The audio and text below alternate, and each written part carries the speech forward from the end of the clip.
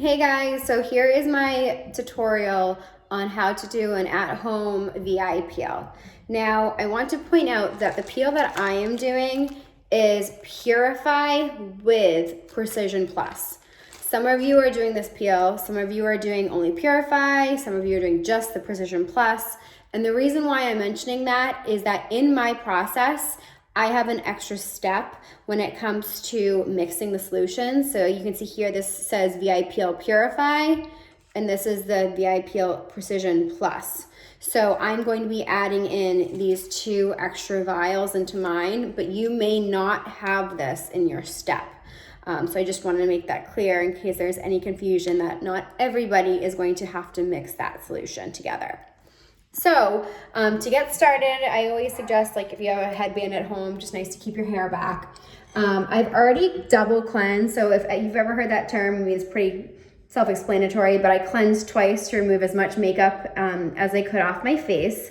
In your kit, which is in a plastic bag, it contains this at-home kit as well as a gauze that we're going to be using, the prep towel, which will be our first step here, and then the actual solution itself. So the first thing that I'm going to do is, thank God I do have scissors. You're gonna need scissors for this. This prep towel is acetone, and the more acidic our skin is, the more that the peel will actually absorb into your skin. So it's very saturated, so make sure you don't have anything like around, any wood or anything around you. So it dries very quickly, so only, and it stings you, and you don't want to breathe. I forgot that part. So, because this peel is really good for your neck, your décolleté, if you have like back knee, you can really use this peel anywhere on your body. And you can see even with a double cleanse, like how much this really just took off.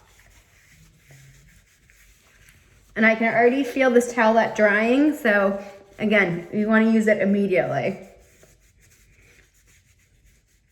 Again, making your skin more acidic and decreasing it.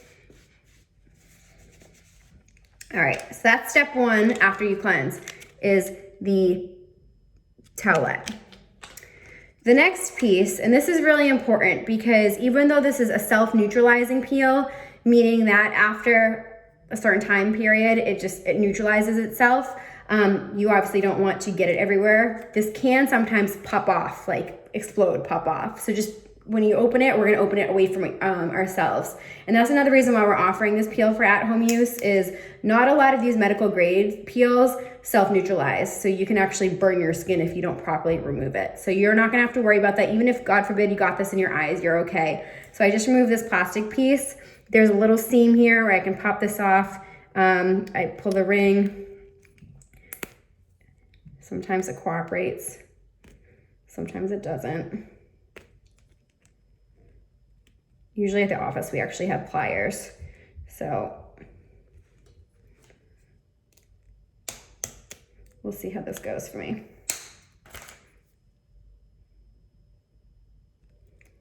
All right, I'm gonna have to mash these videos together, I guess.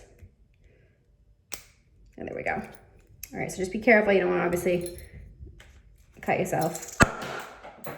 Holy shit, you just saw that happen, right?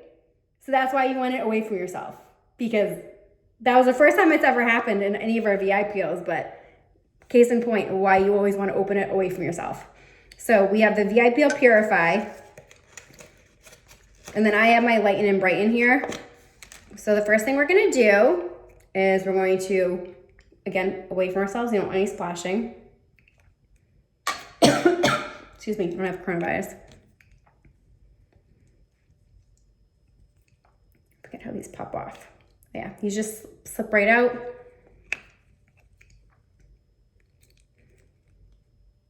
If you're using a Precision Plus, you can see there's like a little tab here. You just press your thumb on that tab and it squirts out. So just go back and forth. My thumb's on that little tab. I can get it.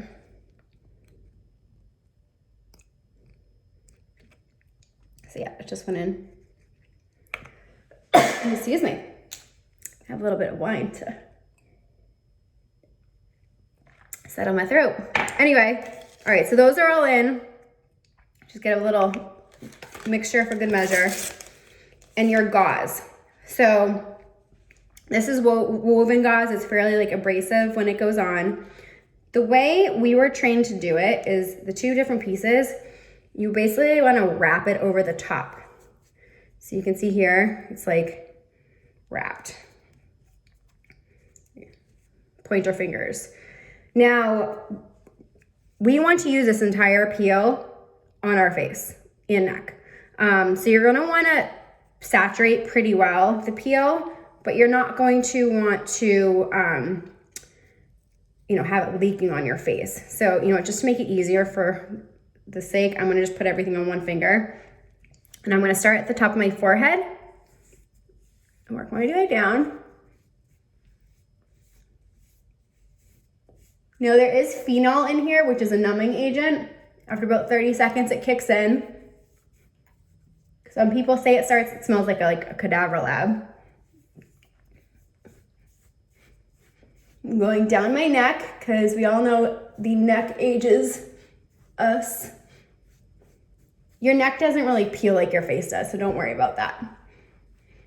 Okay, so you're going up to basically your orbital rim. Some providers will do your eyelids too.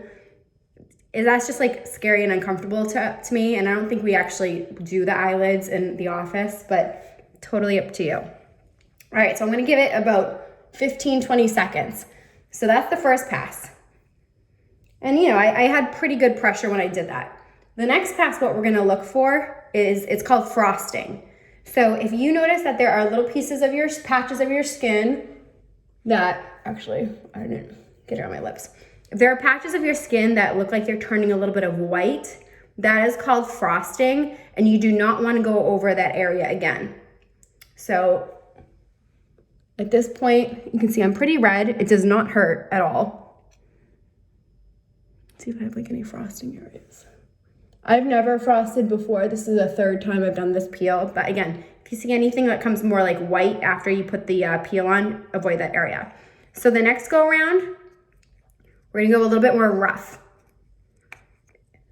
Again, shaking some of the excess off. This one I'm going back and forth.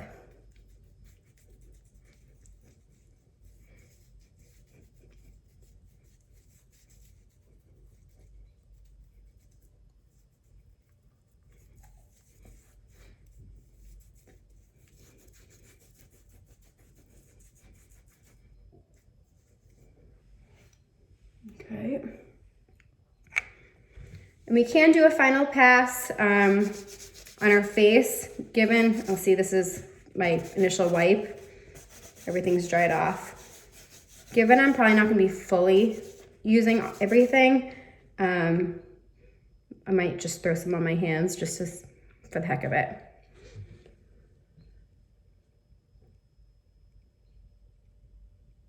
All right, and then the last pass, do it more like the first time around. Obviously, again, any frosting, avoid, but you don't have to be so abrasive this time. And on the third time, you avoid your neck. So the first time you do this, pass over everything with fairly good resistance. Everything meaning everything including your neck.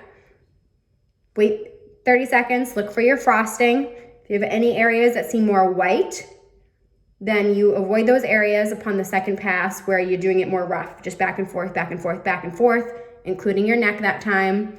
And then the third go around is more like the first in terms of the pressure that you're doing.